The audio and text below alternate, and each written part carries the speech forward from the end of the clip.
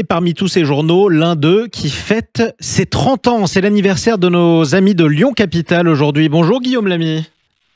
Bonjour Jean-Marie Baudry. Bienvenue sur Sud Radio, rédacteur en chef de Lyon Capitale. Lyon Capitale qui fait partie, comme Sud Radio, de la grande famille de Fiducial Média. 30 ans, bon anniversaire Guillaume Lamy. 30 ans qui voulait dire aussi un numéro spécial de Lyon Capitale pour ce mois d'octobre qui est dans vos kiosques. Alors bon, on va faire un peu l'histoire de votre journal. C'est l'histoire d'une bande d'amis à l'origine Lyon Capitale. Ouais, exactement. C'est une histoire de c'est Jean-Olivier Feuillère qui, avec une poignée de copains, décide de lancer un hebdomadaire d'actualité. Ils avaient 15 000 euros en poche, 100 000 francs à l'époque, 15 000 euros pour se lancer dans une aventure qui, pour le coup, était improbable. Ils pensaient durer 2 ou 3 semaines. Et à l'époque, la presse, les quasi inexistantes à Lyon, les grands nationaux partent, Lyon Libé, Lyon Figaro, Le Monde Rhône-Alpes, Lyon Matin partent tous.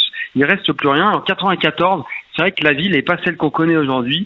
Elle n'est pas aussi cosmopolite. Il y a moins d'étudiants, c'est beaucoup plus conservateur. Et il y a une image qui est associée à la ville de Lyon, c'est celle de la froideur. L'OL, c'est un club qui végète. Il n'y a pas trop de dynamique. Et en fait, la dynamique, elle va être insufflée par un jeune cadre qui s'appelle Michel Noir, qui va un peu faire bouger les lignes de Lyon jusqu'à cette ligne, à la franchir, jusqu'à la faire Boton. Exactement.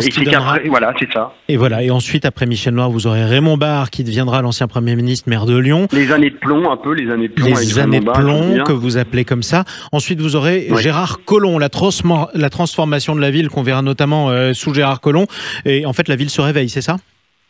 Et la ville se réveille, c'est les berges du Rhône, qui était un immense parking à ciel ouvert qui devient une balade urbaine fabuleuse. C'est les nuits sonores.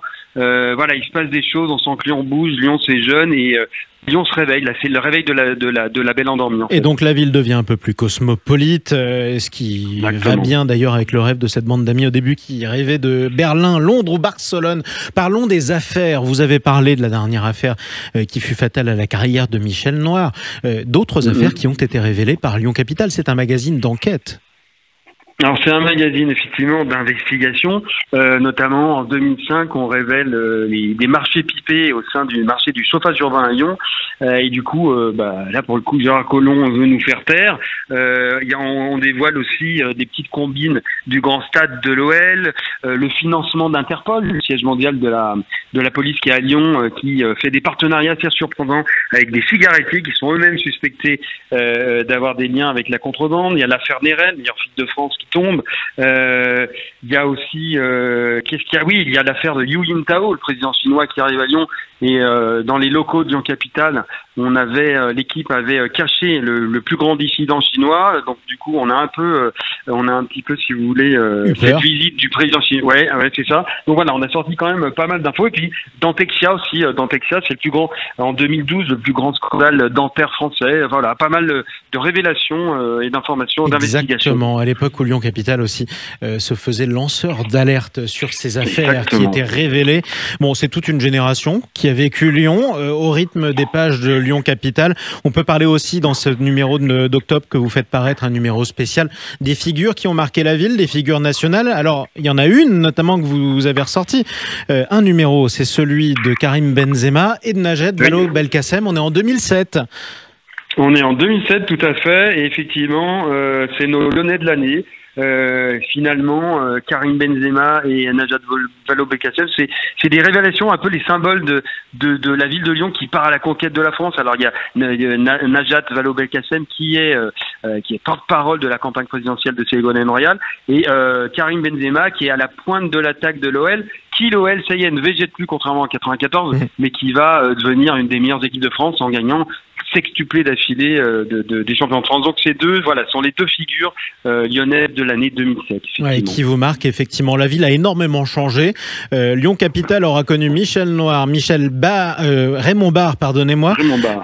Il aura connu aussi Gérard Collomb, un autre maire. Autant de maires. Qu'est-ce qui a changé au fur et à mesure que les édiles passaient ?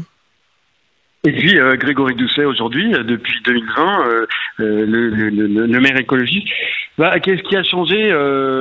Beaucoup de choses en fait. Chaque maire apporte un petit peu sa touche.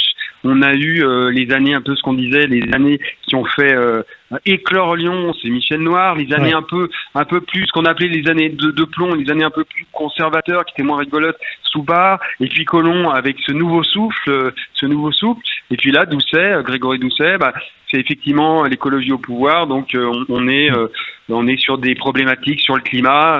Voilà, c'est une ville qui est peut-être un petit peu moins marrante que dans les colons, mais bon, c'est les problèmes de l'époque qui prévalent. Exactement, Lyon qui vit au rythme, pardonnez-moi, du reste du pays. En tout cas, la ville qui avait inventé le vélo en libre service, c'était le Vélove. Tout à fait. La ville aussi, c'était votre dernier numéro en septembre, qui a parfois des problèmes de piétonisation. Bon, vous avez les mêmes sujets que dans toute la France. C'est ce qui fait de Lyon presque une petite capitale, on peut le dire comme ça.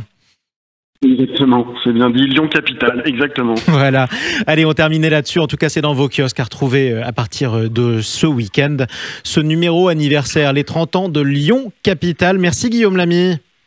Merci beaucoup Jean-Marie Baudry. Rédacteur en chef du magazine Lyon Capitale. Et puis à très bientôt sur Sud Radio.